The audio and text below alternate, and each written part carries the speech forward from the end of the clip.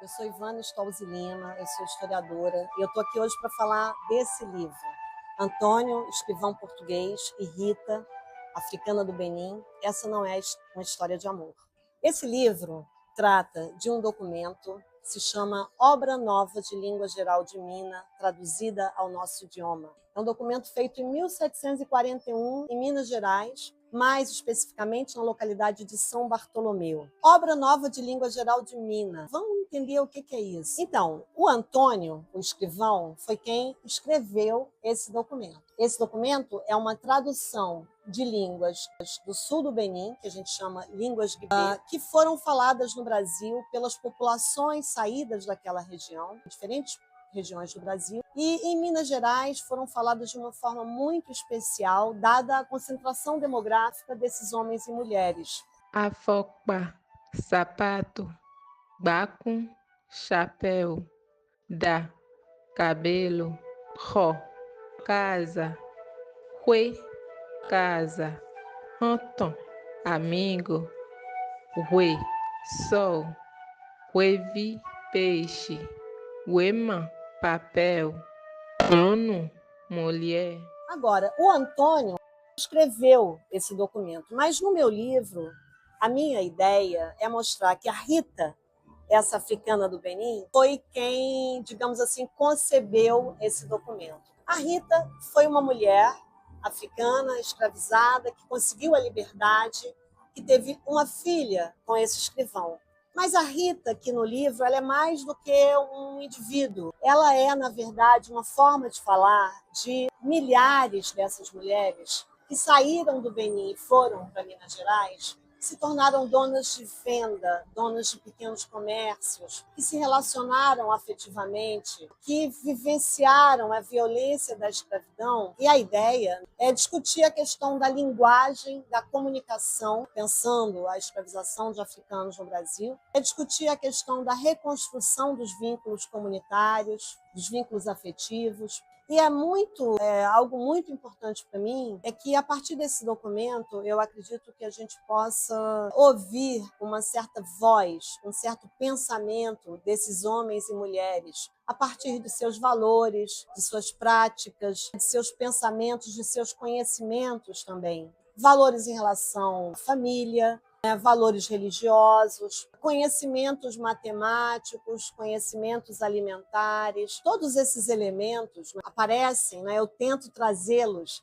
à tona nesse livro. Um tema que é muito frequente é o tema do comércio. Essas mulheres que a Rita representa aqui são mulheres que atuaram muito fortemente no comércio, fazendo contas, fazendo registros de dívidas dos seus clientes, negociando, certo?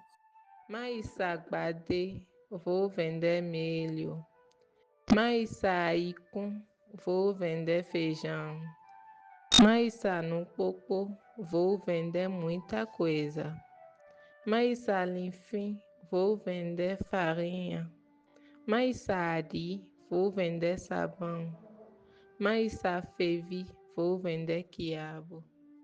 Então, esse tema do comércio de alimentos, é muito importante, também porque as vendas, essas tabernas, são lugares muito especiais de sociabilidade entre essas populações, tanto os falantes das línguas guibé, como os falantes do português. Um outro tema que a gente precisa trazer também é o da escravização, da violência da escravização. É um documento que traz para a gente situações como de um possível escravo fugitivo, diante de um possível perseguidor, de um possível capitão do mato. Que diálogos eles vão estabelecer? E aí a questão da tradução surge, Como é que essas pessoas se comunicaram dentro dessa urgência, desse dia a dia, desse duro cotidiano? Um outro tema que é muito interessante e faz do documento um documento muito raro, é o tema das relações entre homem e mulher, de uma negociação afetiva. Diálogos como, por exemplo, você já é casada? Você já tem um amigo?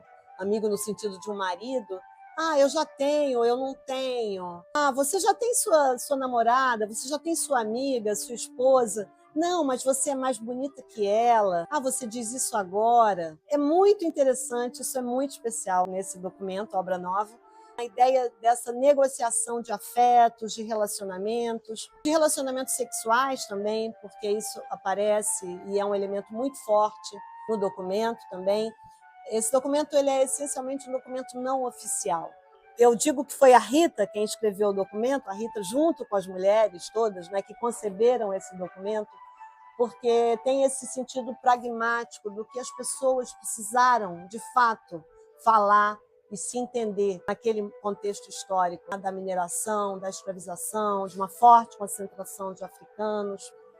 E, por fim, né, comentar sobre a questão da religiosidade. É um documento que registra uma das entidades, das divindades mais importantes das culturas do sul do Benin, Legba, que é o mensageiro, que é o senhor da comunicação, que é aquele que fala todas as línguas. Repare que a comunicação é o tema que aparece, né, muito, né, percorre aqui todo o livro. A comunicação, a troca linguística, os conflitos, encontros e desencontros que esse conjunto de línguas possibilitou e gerou e que marcam nossa história. Então, na verdade, eu sou tão apaixonada por esse documento, no qual eu trabalho há pelo menos uns 15 anos, tentando decifrar esse manuscrito, entender essa língua, essas línguas que estão ali registradas, que eu quis dar um aspecto da linguagem, na escrita desse livro, para que ele chegasse a públicos que não são só o público da historiografia, os historiadores, estudantes e professores, mas que chegasse a um público maior.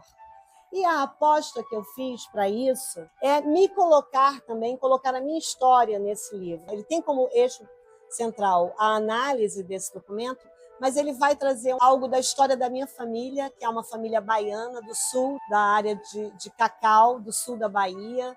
Então, eu vou trazer as histórias da minha mãe, da minha avó, das minhas tias para esse livro, porque, na verdade, a gente vai perceber que há uma conexão com esses povos africanos que vieram do Benin, né, na história delas, na nossa cultura. E trago alguns outros aspectos da minha história pessoal também, porque eu acho que para a gente fazer história, a gente não precisa se esconder. Meu eu de historiadora, ele aparece aqui nesse livro.